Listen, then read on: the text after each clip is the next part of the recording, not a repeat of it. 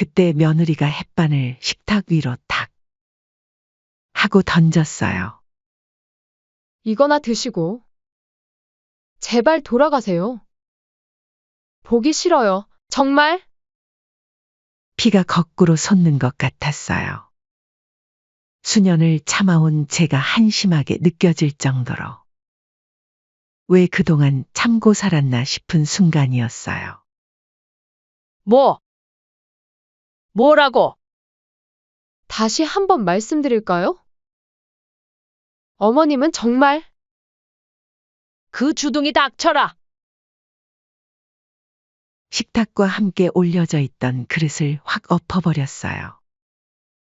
와장창 하는 소리와 함께 모든 게 바닥으로 떨어졌죠. 으악! 어머님, 지금 뭐 하시는 거예요? 아러시면 안 되죠. 안 된다고? 내가 뭐가 그렇게 보기 싫어? 내가 뭘 그렇게 잘못했는데 이런 대우를 받아야 하니? 아들이 놀라서 달려왔어요. 엄마! 제발 진정하세요. 너도 닥치고 거기 서 있어. 너가 더 가증스럽다. 나한테 뭐라고 약속했지? 기억나? 이 집 줄 때. 엄마, 평생 효도하면서 살게요. 이 은혜 절대 잊지 않을게요. 이랬던 게 고작 몇 년 만에 이 꼴이야? 이제 멈출 수 없었어요. 식탁 위에 있던 걸 모조리 쓸어냈어요. 며느리가 자랑하던 비싼 그릇들, 반찬통들. 다 바닥으로 떨어뜨렸죠. 어머님, 당장 그만하세요. 그런 식으로 난동 부리실 거면 나가세요. 난동. 이게 난동이야? 그리고 이 집 내 집이야. 나갈 거면 너네들이 나가. 세월이 참 빠르네요. 창가에 앉아 고물들을 정리하다 보면 그때 기억이 생생히 떠올라요. 저는 남편과 이른 이별 후에 어린 아들을 데리고 고물상의를 하기 시작했어요. 그때는 얼마나 막막했었는지 모릅니다. 처음 고물상을 시작했을 때가 떠오르네요. 그때 재혁이가 초등학교 2학년이었죠. 남편이 떠나고 난 후 앞이 캄캄했지만 무언가는 해야 했어요. 어린 아들을 보면서 가장 먼저 든 생각은 이 아이만큼은 배고프게 키우지 말아야지였어요. 가진 기술도 없고 배운 것도 없는 제가 우연한 계기로 하게 된 것은 고물상이었어요. 처음엔 동네 사람들의 시선이 따갑기만 했죠. 뒤에서 수군거리는 게 다 들리더군요. 하지만 어린 아들을 키울 생각에 물불 가릴 게 없었나 봐요. 새벽이면 어김없이 끌차를 끌고 나갔어요. 아직 잠든 도시를 돌아다니며 버려진 물건들을 하나하나 모았죠. 녹슨 철근, 헌 책상, 부서진 의자. 남들은 쓸모없다고 버린 것들이었지만 제겐 모두 보물이었어요. 그것들을 분류하고 닦고 고치면서 하루하루를 버텼죠. 어떤 날은 허리가 끊어질 것 같았어요. 무거운 고물을 나르다 보면 온몸이 쑤시고 손이 갈라져 피가 나기도 했죠. 특히 겨울이면 더 힘들었어요. 차가운 바람에 손이 얼어붙는 것 같았지만 멈출 수는 없었어요. 아들을 위해서라도 이겨내야 했으니까요. 처음엔 수입이 변변찮았어요. 돈이 없어 학원도 못 보내고 용돈도 넉넉히 못 줄 때는 가슴이 미어졌죠. 하지만 차근차근 모은 돈으로 고물상을 인수해 사업을 이어갔어요. 남들은 비웃을 수도 있겠지만 저는 제가 하는 일에 자부심이 있었어요. 사람들이 버린 물건에도 새 생명을 불어넣을 수 있다는 걸 믿었거든요. 그게 제 철학이자 자부심이었죠. 낡은 것들을 고치고 다듬어서 다시 쓸 수 있게 만드는 일. 그렇게 하루하루를 살다 보니 어느새 아들 재혁이가 대학생이 되어 있더라고요. 그리고 마침내 재혁이가 대기업에 취직했다는 소식을 들었을 때, 그때의 기쁨은 말로 표현할 수가 없었어요. 고생 끝에 낙이 온다더니 정말 그랬나 봐요. 하지만 그때는 몰랐죠. 그 낙이 오히려 더 큰 서러움의 시작이 될 줄은. 얼마 지나지 않아 재혁이가 결혼한다고 했어요. 예비 며느리 소영이를 처음 만났을 때부터 뭔가 마음에 걸리는 게 있었어요. 웃지도 않고 말도 툭툭 내뱉는 게 어딘가 싸한 느낌이 들었지만 긴장해서 그런가 보다 하고 넘어갔죠. 특히 제 허름한 옷차림을 위아래로 훑어보던 그 눈빛은 지금도 잊을 수가 없어요. 하지만 아들이 좋아하는 사람이니까 애써 무시했죠. 시간이 지나면 나아지겠지 하는 생각으로요. 결혼할 때 제가 평생 모은 돈으로 성남에 있는 신혼집을 마련해 줬어요. 허리 휘도록 모은 돈이었지만 자식 생각하면 아깝지 않았죠. 소영이가 겉으로는 감사하다고 했지만 그 말이 진심이 아니었다는 걸 저는 금방 알 수 있었어요. 결혼하고 얼마 지나지 않아 소영이의 본 모습이 드러나기 시작했거든요. 제가 정성껏 담근 반찬은 늘 냉장고 구석에 처박혔고 가끔 찾아가도 반갑게 맞아주는 법이 없었어요. 명절 때도 친정에 먼저 가봐야 해요. 라는 말이 늘었고 전화도 점점 뜸해졌죠. 아들과 통화를 해도 바빠서요. 라는 말뿐이었어요. 한 달이 넘도록 연락이 없다 반찬 좀 해달라는 말에 찾아갔던 날. 그날의 기억이 아직도 선명해요. 문 앞에서 며느리의 차가운 눈빛을 마주했을 때의 서러움이란. 어머님. 그거 거기 두고 그냥 가세요. 그 말에 가슴이 철렁 내려앉았지만 애써 미소를 지었어요. 재혁이 올 때까지만 있다가 얼굴만 보고 가면 안 될까? 아, 에휴. 마음대로 하세요. 더 서러웠던 것은 현관에 들어서니 며느리가 코를 막고 손부터 씻으라더군요. 고물상에서 온 제가 더럽다 생각을 했나 봐요. 평생을 자부심으로 여겼던 일인데. 그게 부끄러운 일이 되어버린 것 같아 마음이 무너져 내렸어요. 그날 저녁 재혁이가 퇴근하고 들어왔을 때도 상황은 마찬가지였어요. 아들의 눈빛에서도 반가움을 찾아볼 수 없었죠. 제가 아들을 반기자 아들은 본체도 안 하고 저희는 외식하기로 했어요. 이제 얼른 돌아가세요.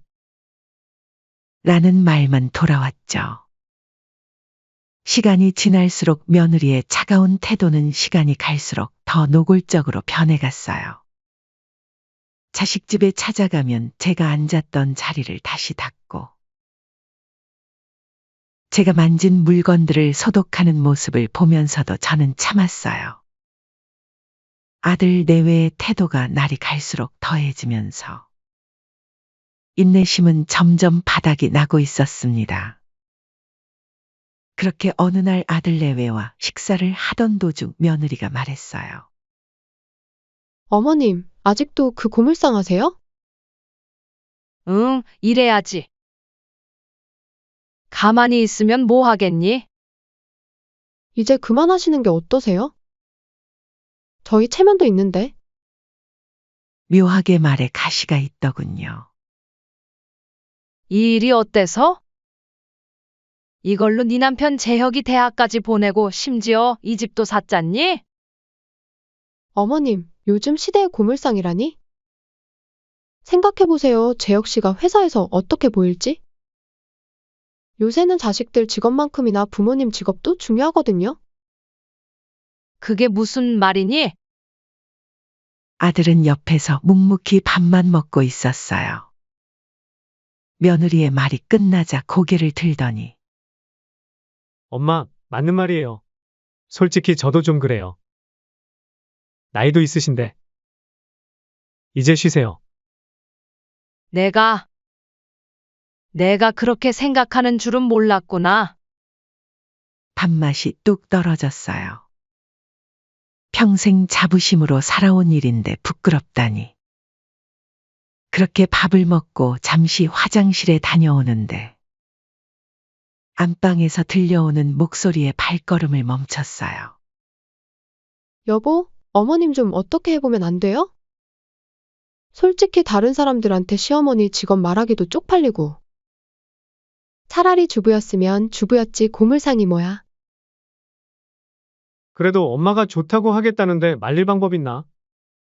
덕분에 용돈 타면 좋잖아. 아니, 당신도 싫잖아요. 고물상 하시는 거. 옷도 저게 뭐예요? 동네 창피하게. 알아. 나도 고민이야. 어머님이 여기 오실 때마다 냄새 나는 것 같고. 이웃들 눈치도 보이고. 가슴이 찢어지는 것 같았어요. 벽을 짚고 서서 한참을 움직이지 못했죠. 솔직히 며느리는 저를 어떻게 보든 상관없었어요. 다만 내 아들이 날 이렇게까지 부끄러워하다니. 저녁이 되어 손주가 귀여워 놀아주려고 블록을 하나 집었는데 며느리가 벼락같이 달려왔죠. 어머님. 곰을 만지시던 손으로 장난감을 만지시면 어떡해요? 그게 무슨 말이니 나 아까 씻었다. 그래도 좀. 요즘 애들은 위생에 민감하니까요. 면역력도 약하고 손 한 번만 더 씻고 만지세요. 나는 그저 손주랑 어머님, 제가 어머님 생각해서 하는 말이에요. 수희가 아프기라도 하면 어쩌시려고. 마치 전염병 환자 취급을 당하는 것 같았어요. 그때 마침 아들이 나왔는데 엄마, 소영이 말이 맞는 것 같아요. 요즘은 그런 거 조심해야 해서 아시잖아요. 그래. 알았다. 목이 메었어요. 화장실에 가서 손을 문질러 씻었어요. 손바닥이 빨개질 때까지요. 거울을 보니 눈가에 눈물이 고여 있더라고요. 저녁이 되자 며느리는 더 노골적으로 나왔어요. 거실에서 TV를 보고 있는데 어머님, 솔직히 말씀드릴게요. 아까 말이 나와서 하는 건데 저희가 위생에 예민해서 어머님 오시면 조금 불안해요. 뭐라고? 오실 때마다 아주 대청소를 해야 되니 너무 힘들다고요. 내일 손님도 오시는데 나 원참. 나 너네 보러 올 때는 항상 씻고 왔다. 뭐가 그렇게 더럽다고 하는 건지. 알아요. 그 얘기는 100번도 더 들었어요. 근데 어머님, 지독하게 몸의 냄새가 배어 있을 거 아니에요. 그 말을 들으니 정말 기가 막혀 말문이 막히더군요.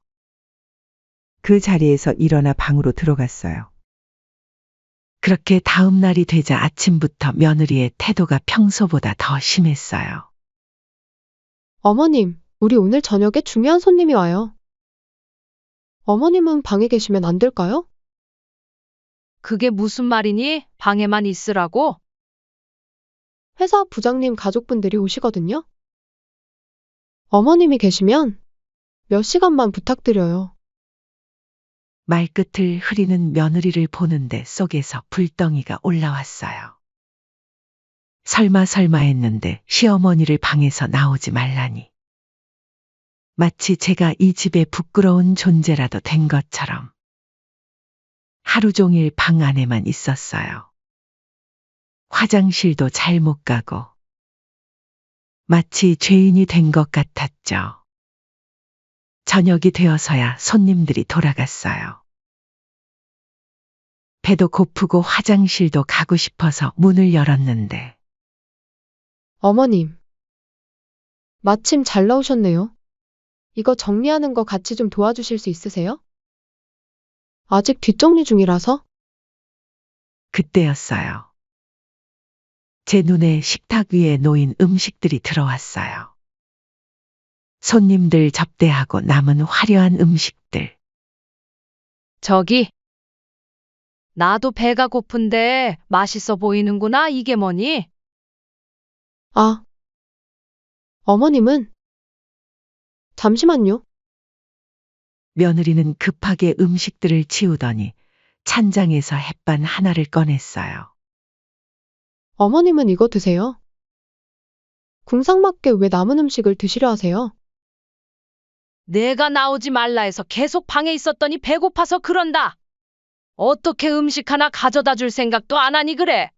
어머님, 이제 저희도 지칠 대로 지쳤어요. 솔직히 말씀드릴게요. 며느리가 한숨을 크게 쉬더니 말을 이었어요.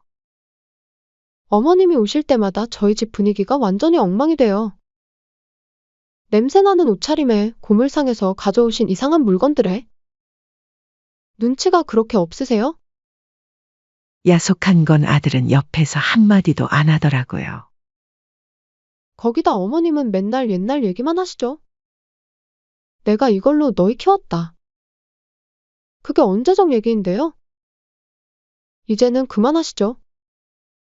저도 모르게 주먹이 꽉 쥐어졌어요. 내가 거짓말이라도 했다는 거야? 사실이든 아니든. 이제는 좀 그만하시라고요. 어머님은 고물이나 만지시면서 왜 저희 삶에 자꾸 끼어드시는 거예요? 저희는 남이에요, 어머니. 그때 며느리가 햇반을 식탁 위로 탁 하고 던졌어요. 이거나 드시고. 제발 돌아가세요. 보기 싫어요. 정말? 핏줄이 거꾸로 솟는 것 같았어요. 수년을 참아온 제가 한심하게 느껴질 정도로.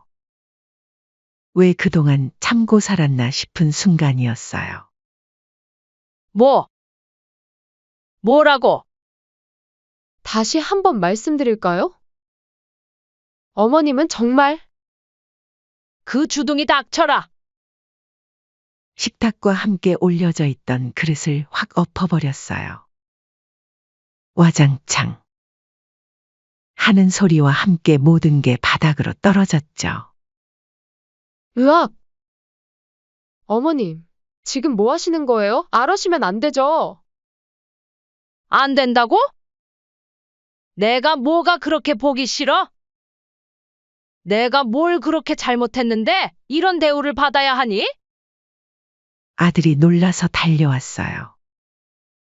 엄마! 제발 진정하세요. 너도 닥치고 거기 서 있어. 너가 더 가증스럽다. 나한테 뭐라고 약속했지? 기억나? 이 집 줄 때. 엄마, 평생 효도하면서 살게요. 이 은혜 절대 잊지 않을게요. 이랬던 게 고작 몇 년 만에 이 꼴이야? 이제 멈출 수 없었어요. 식탁 위에 있던 걸 모조리 쓸어냈어요.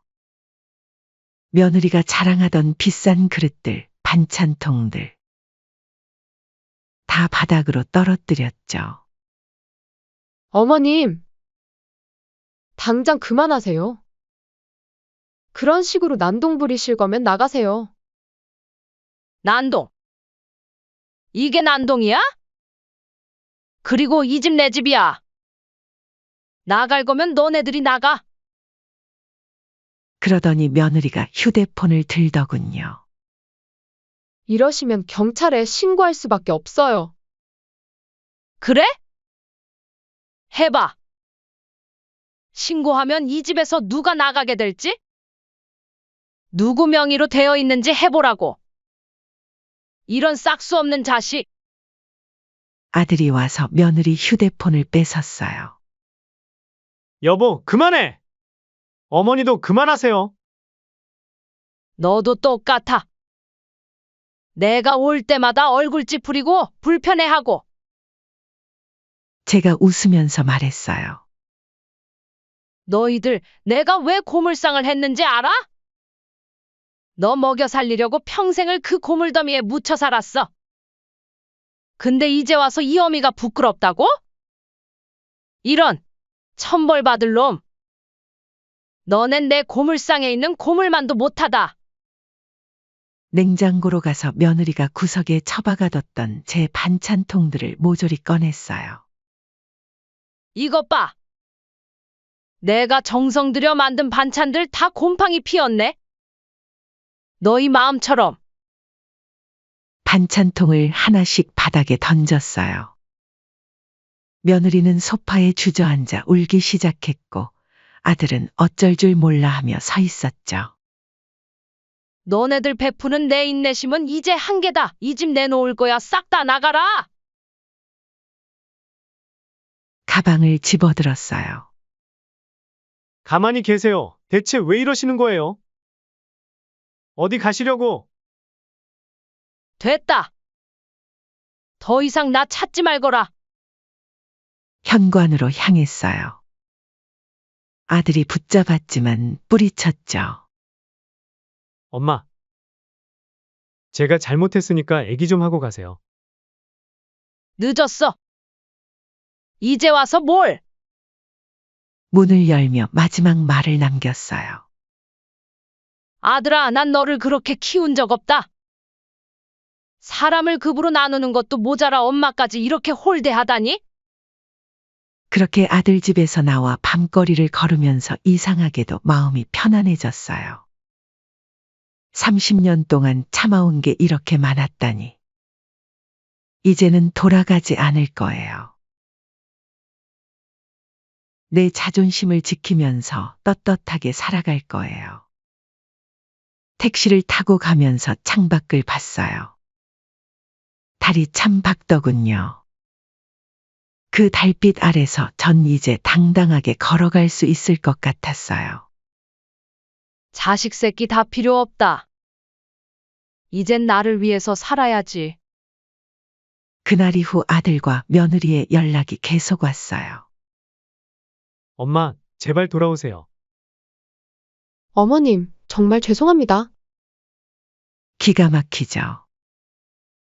평생 조곤조곤 좋은 게 좋은 거지라며 오냐오냐 해주다. 막상 화를 내니 달라진 태도 야속하더군요. 하나도 답장하지 않았어요. 이제 와서 뭘 더 말하겠어요. 밥상은 엎었지만 제 마음은 다시 똑바로 세웠으니까요. 고물상으로 돌아와 보니 달빛에 비친 고물들이 반짝거리더군요. 누군가는 버린 것들이지만 제겐 이게 보물이었어요. 이걸로 아들 키우고 집도 사주고. 근데 그 아들은 이제 이게 부끄럽대요. 그날 밤 오래된 서랍을 뒤적이다가 재혁이가 어렸을 때 쓴 편지를 발견했어요. 엄마, 커서 꼭 효도할게요. 사랑해요. 그 편지를 보면서 웃음이 났어요. 씁쓸한 웃음이었죠. 너도 이제 커서 나를 부끄러워하는구나. 다음 날부터 전 더 열심히 일했어요. 고물상 정리하고 새로 들어온 물건들 분류하고. 바쁘게 지내다 보니 마음도 조금씩 편해지더군요. 그 사이에 아들 집도 내놓았죠. 일주일쯤 지났을까. 아들이 고물상으로 찾아왔어요. 엄마, 대체 누구 집 아들이신데 엄마라고 부르는 거예요? 저는 당신 같은 아들 둔 적 없수다. 잘못했어요. 제가 너무 어리석었어요. 이제 와서 엄마가 이 일을 왜 하시는지. 이제야 알 것 같아요. 아들이 눈물을 보이더군요. 하지만 전 쉽게 마음을 열 수 없었어요. 너네들이 그동안 해왔던 행동들 되돌아봤니? 그게 얼마나 모욕적인지 알아? 평생 너희 뒷바라지하고 집까지 사준 엄마한테. 그래, 고물상 하는 게 그렇게 창피했니? 엄마, 정말 죄송해요. 소영이도 많이 반성하고 있어요. 반성? 그래. 근데 이제는 늦었어. 아들이 제 손을 잡으려 했지만 뿌리쳤어요. 이제 가봐. 난 이대로가 좋아. 적어도 여기선 내가 떳떳하니까? 그렇게 아들을 돌려보냈어요. 가슴이 아팠지만 이번만큼은 지켜야 할 게 있었거든요. 바로 제 자존심이었죠. 지금도 가끔 그날 밤이 생각나요. 밥상을 엎었던 그 순간. 처음엔 미안한 마음도 들었는데, 이제는 그게 제 인생의 전환점이었다는 생각이 들어요. 눈앞에서 햇반이 던져졌을 때 느꼈던 그 모욕감. 그건 말로 표현할 수 없어요. 30년 동안 제가 받아온 모든 차별과 무시를 상징하는 거였죠. 그래서 전 그걸 받아들일 수 없었어요. 이제는 더 당당해졌어요. 제 직업은 버려진 걸 살리는 일. 그게 제 천직이에요. 누가 뭐래도 전 후회하지 않아요. 그날 밥상을 엎은 것도, 이렇게 혼자 사는 것도. 때론 자신의 자존심을 지키기 위해서는 과감한 결단이 필요한 법이니까요. 사실 아들 내외의 진심 어린 사과가 거짓은 아닌 것 같았어요. 하지만 이미 깨진 신뢰는 돌이킬 수 없었죠. 어머님, 저희 집. 아니, 어머님 댁에서 나가면 저희는 어디로 가야 하나요? 그건 내 문제야. 난 이미 부동산에 연락했고, 한 달 후면 새 주인이 들어올 거야. 엄마, 제발 한 번만 더 기회를. 기회.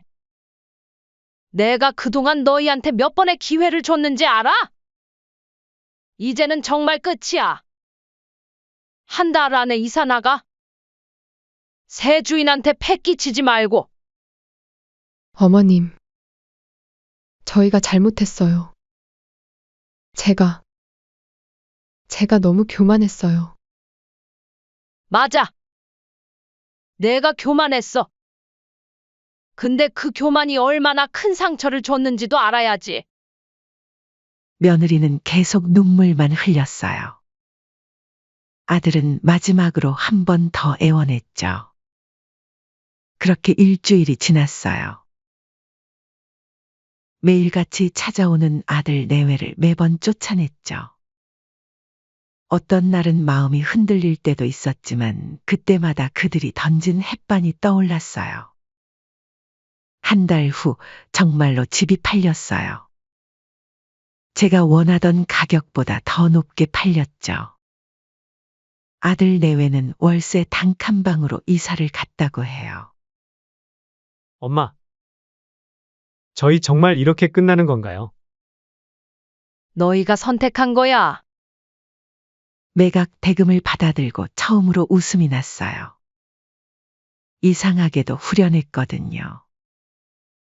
그 돈으로 전 새로운 시작을 했어요.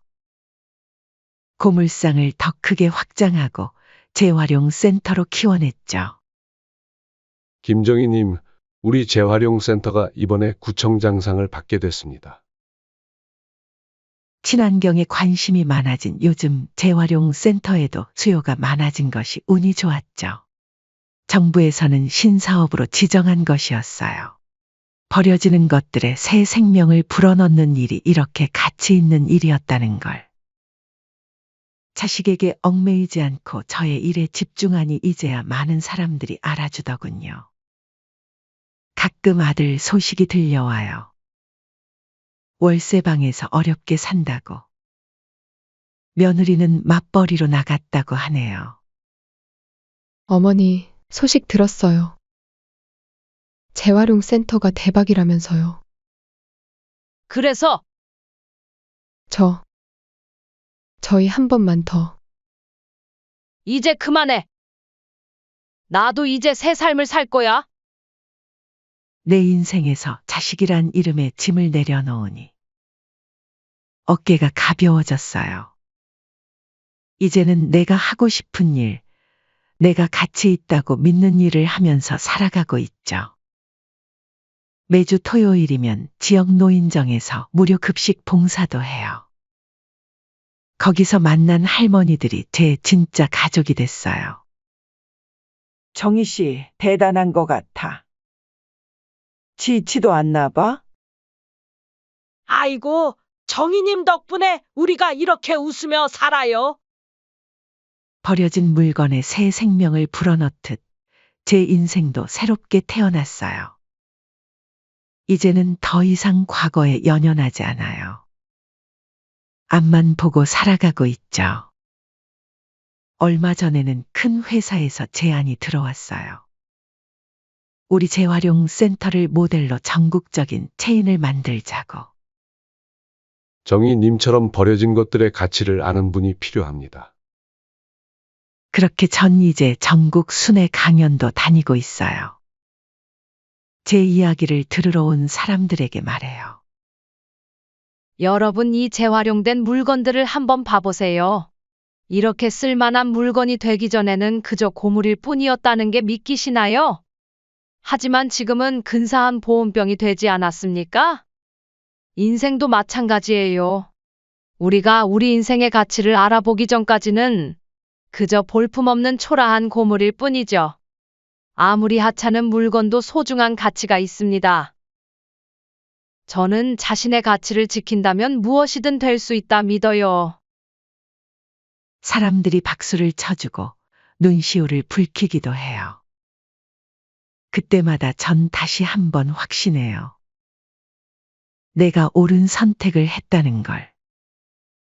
이제 전 진정한 행복을 찾았어요.